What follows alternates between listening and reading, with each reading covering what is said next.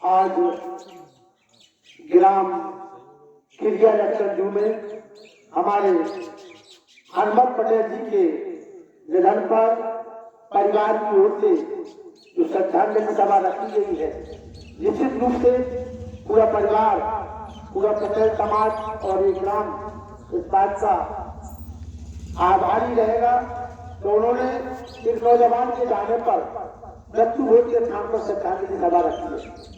मैं आपको बता दूं, यदि अमृत बाबू जी अगर हमें ये पता चल जाए कि वास्तव में आत्मा ही भटकती है, वो आत्मा की शांति के नाम पर ये जो भोज की प्रक्रिया चलती है, अस्थियों को गंगा जी में विसर्जन की प्रक्रिया चलती है, गया जी में जाकर पिंडदान की प्रक्रिया चलती है, इससे उस आत्मा का कोई लेना देना नहीं है।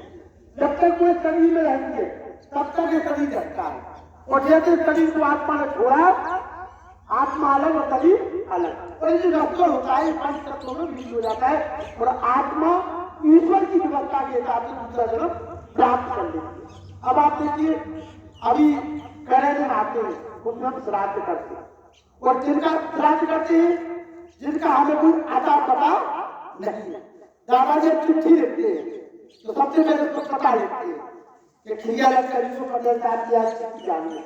हमारे पिताजी मरने के बाद किस योनि में गए ये केवल और केवल ईश्वर को पता है, और अलग अलग योनियों का अलग अलग भोजन होता है। अब गाय का भोजन अलग है और हम आपको खीर पूरी खिला रहे हैं। अच्छा ये बताओ, जो सामने है जिंदा है वो नहीं खाता। अभी हाल मेरे बोलते बोलते प्राण चले जाए और आप मुझे कुछ पानी दो या दूध पिलाओ या कुछ खिलाओ, क्या मैं खाऊंगा?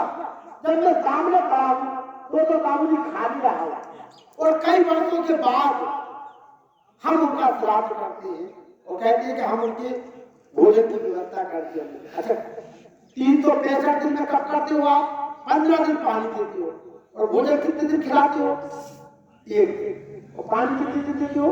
15 दिन। अब आप कल्पना करो, क्या कोई जीव ऐसा है हम आपको खास करते आज हम 365 दिन जितना भोजन करके आप एक जगह भोजन कर, ये खेल है केवल, ये हमारे दिमाग में ये सत्यता नहीं आ पा रही है कि मेहरोली से चल कर खिलिया है, मास्टर जी को पता है कि आज खिलिया लक्षणजू पता है, मास्टर क्या है, और वो आके खाली जगह दे, वो आप भोजन कर ले मास्टर जी, तो क्या मेरे पेट में आ जाएगा?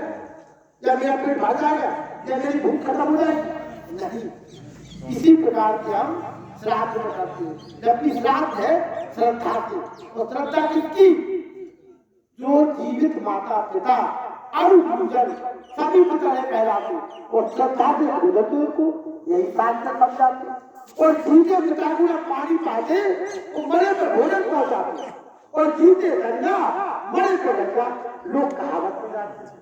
जब तक हमारा बाबा का जिंदा है तो पानी को तरफ है, और मरने के बाद हम श्राद्ध करते हैं, पानी दे रहे, और जब तक जिंदा है तब तक उनको श्राद्ध करने, जीवन में श्राद्ध करो, मरने के बाद श्राद्ध का कोई लेना देना नहीं है। ये तो अंधविश्वास है।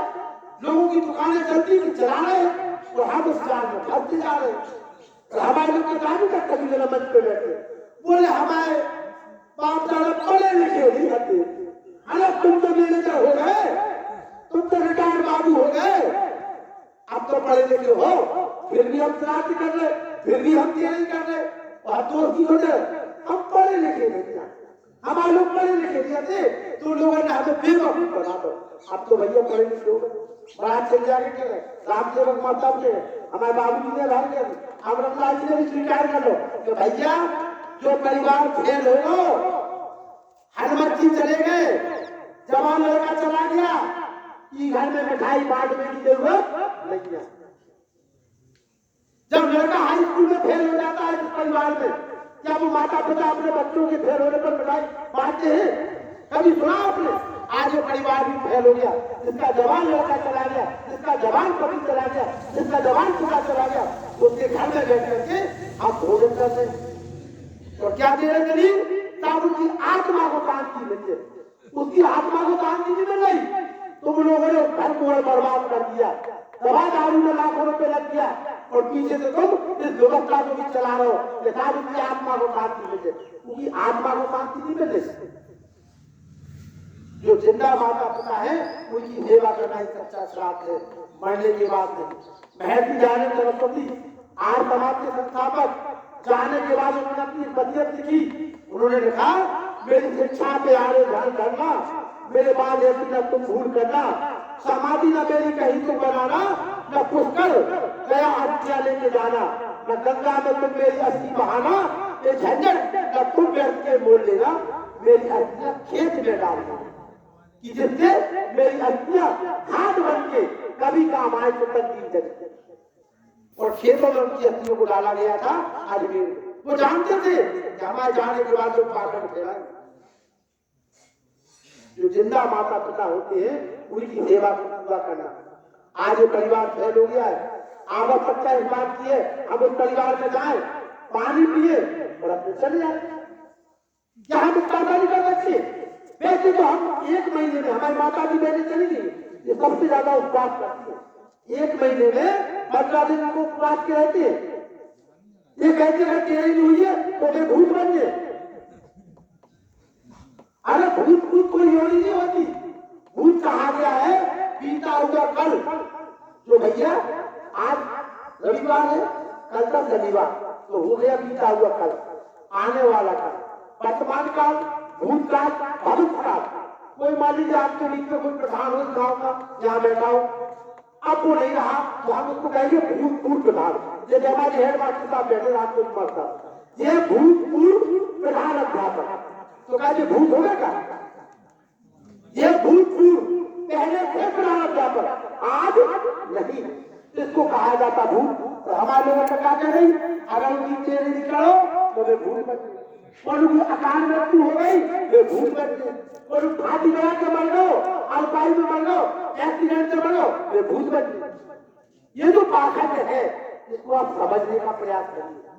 भूत कोई योनि नहीं होती, अगर होती तो वो भी दिखाई देती। और कहीं स्वर्ग नहीं है दादा, यही स्वर्ग है। अन्न पुराना घी नया, हर कुलवंती नार, वो आंगन बच्चे खेलते स्वर्ग में, जहां अन्न एक कुठैया, कई कुठैया बने तो मेरे कुठैया होगा भारत में, अन्न पुराना एक कुठैया राजा अन्न पुराना घी नया, एक कहिया झूठा लगन लग गए। अन्न पुराना घी नया, घर कुलवंती नार, वो आंगन बच्चे खेलते स्वर्ग में। दादा दादी भूखा चाहे बाबू पोता पोती, वही स्वर्ग है। और नरक यही कहा गया कि रूखा भोजन कंठ से और घर का हारी माल, और जो तो कूद कपूत तो नरक निशानी चाल। भूलता है तो उनके पियर लग गए, उससे जायदाद हो गए, बाप के सामने बेच के चलो जावे, उतना ही नरक है। स्वर्ग का मतलब होता दादाजी सुख देते, जहाँ सुख है वहाँ स्वर्ग है। हमारे राम लोगों की समझ होती है, बड़े आनंद में बच्चे अच्छे कर रहे हैं, अच्छे परिवार में, तो वो स्वर्गीय हो चुके हैं। स्वर्गीय का मतलब ये नहीं कि मरने के बाद स्वर्ग, जगत में स्वर्ग। और जो अपने मोड़ी में खोल रहे हैं, बकरी में खोल रहे हैं, बाप बताई में खोल रहे हैं, फिर जगत में डाल रहे। हमारी बहन जी ऐसा करने करने स्वर्गीय में खल आएगी, हमें बिल्कुल बड़ा नहीं लगे। भाई जो सुख में है वो स्वर्ग, और जो दुख में है वो नरक। तो ये कष्ट हुई वो नरक में, तो यहाँ स्वर्ग वही नरक है, अलग से कोई दुनिया नहीं। इस बात को हमें समझने की आवश्यकता है। तेरे के नाम पर जो बड़े बड़े भोजन आयोजन करते उस पैसे को आप बच्चों की पढ़ाई लिखाई में लगाओ। जब वो आगे बढ़ेंगे तो उस कुल का, उस खानदान का, उस समाज का नाम रोशन करेंगे, तब आपको समाज की उन्नति होगी। कि पटेल समाज में भला व्यक्ति IAS है, भला व्यक्ति कलेक्टर है, डॉक्टर है, इंजीनियर है, बहुत बड़े भोजन कराने वाले कुछ तो बहुत कुछ थे, अब कोई नाम लेने वाला नहीं। बड़ी कथाएं खा के गए वो ठेले में बैठ के, भारत में बैठ के, लेकिन उनका कोई लेना देना नहीं है। कर्म व्यक्ति के साथ जाते हैं, इतने अच्छे कर्म करो आप कि संसार में आपका पूजन हो।